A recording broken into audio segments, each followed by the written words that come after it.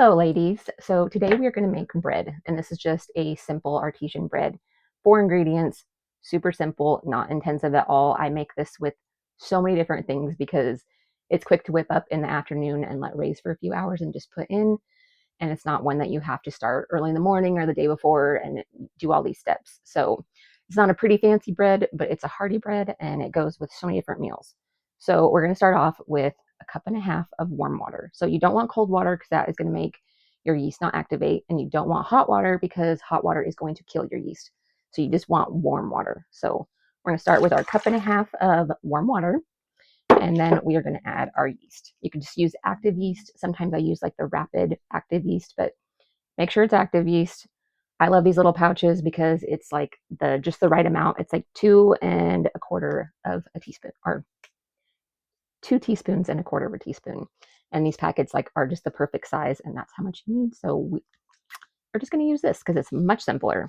So we're going to sprinkle that in, and then we are going to wait a few minutes and let our yeast activate. And you know it's starting to activate when it starts bubbling in the water. So we'll be back in just a couple minutes. Okay, we're back now. Our yeast has been activated. It's been sitting here for a few minutes. So next what we're going to do is we're going to add 1/8 teaspoon of salt. So I'm just going to sprinkle it in here. That's good. Don't forget the salt. One time I made bread and I totally forgot the salt. The salt makes a difference. It was terrible. So don't forget your salt. Next, you just want 3 cups of flour. And we're just going to add that in slowly and mix. Well, that wasn't super slow, but anyway, so you don't want to overmix. You just want to get it nice and doughy. So we are going to mix. Whew, careful there. I'm a wild cooker, so always a lot of cleanup after I'm done. So once we get it somewhat mixed up, I usually use my hands to knead it a bit. So take off your rings because it will get stuck in everything. And it's going to be a bit sticky. So it's not going to be that smooth bread texture that's like really dense. So we're just going to mix it up. So we got all the flour into it. And then you should have a nice little ball when you're done. Ooh, I got flour on me. I told you I'm a messy cooker. But that's okay because it doesn't matter if you're messy as long as it tastes good. So now we got our little ball. Like I said, you don't want to overmix. Oof. So then you can see just a bowl of bread. And that is all we do for now. We're just going to take paper towel. You can use a tea towel, whatever. Paper towel is just always easiest for me. And I tend to put it, if I'm cooking it in the oven, I will put the bread by the oven. So if the heat will raise and it'll make it raise quicker. Or if I have the crock pot on, I will usually put it like near the crock pot. If you're in a bind with it not raising in time, or this goes for any kind of bread or rolls or anything, tips that I have found that work really well is I'll put my bread bowl on a heating pad and that will make it use faster. Or like with rolls, I will do in the oven and I'll turn the oven on warm. And once it's warmed up, turn the oven off. On the top shelf, put your rolls that are not raised or your bread, and then put a pan of boiling water underneath of it and then close it and leave it in there for a little while.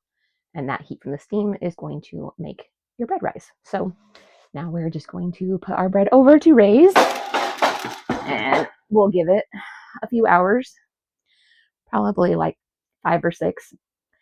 That's about my typical time to do bread, and it usually turns out pretty well. And then we will come back and I will show you how to put the bread on your pan in the oven, because it's not a fancy shape kind of bread. It's kind of just a plop on the sheet kind of bread. It's a little bit of an ugly bread, but that's okay because we love it. So we will be back soon. So, okay, welcome back. We have our bread now that's all risen, and we have our cookie sheet with some parchment paper. Parchment paper is going to help not get that crust like stuck to the bottom of the pan, because I've done it without parchment paper. It's a mess. So definitely try and use parchment paper if you can. So I'm going to take this off, and if you can see, our bread has now risen. And this is the part, this is not fancy. You don't have to form it or make it nothing.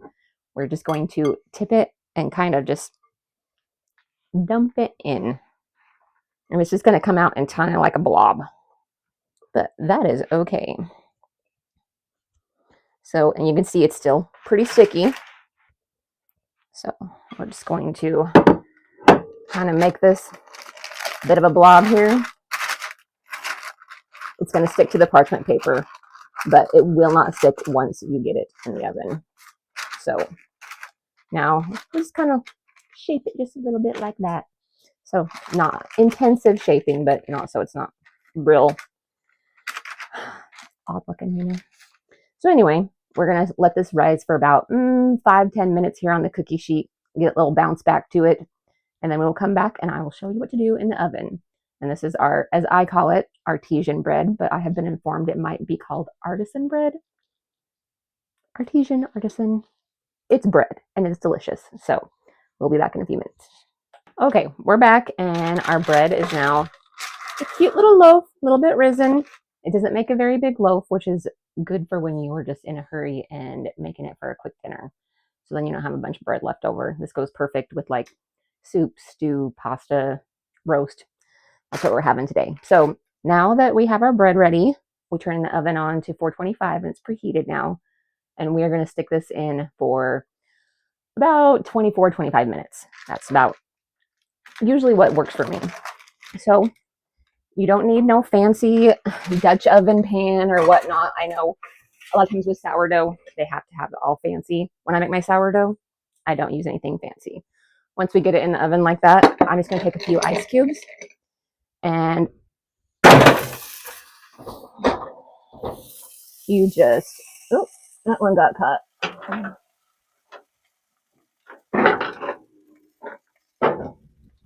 Whew, careful with that.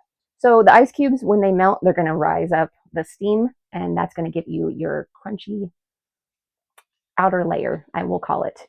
So it'll still be nice and soft and moist in the middle, but we're going to have it nice and crunchy on the outside.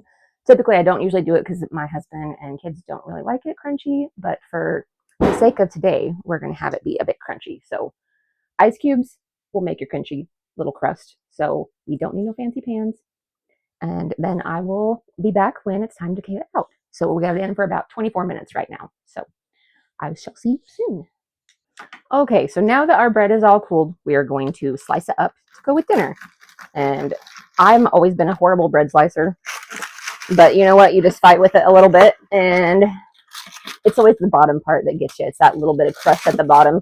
It does not want to go through, but that's okay. We'll just kind of break it apart. We're not picky about our bread, as you can see. Nice and soft in the middle. Got a little crunchy crust on the outside, and it falls apart some too, but that's good. It's okay. And you can dip it in your soup, dip it in your gravy. But one of my favorite breads, super easy, and this is how you make artisan bread, or in my words, artesian. So follow me for more.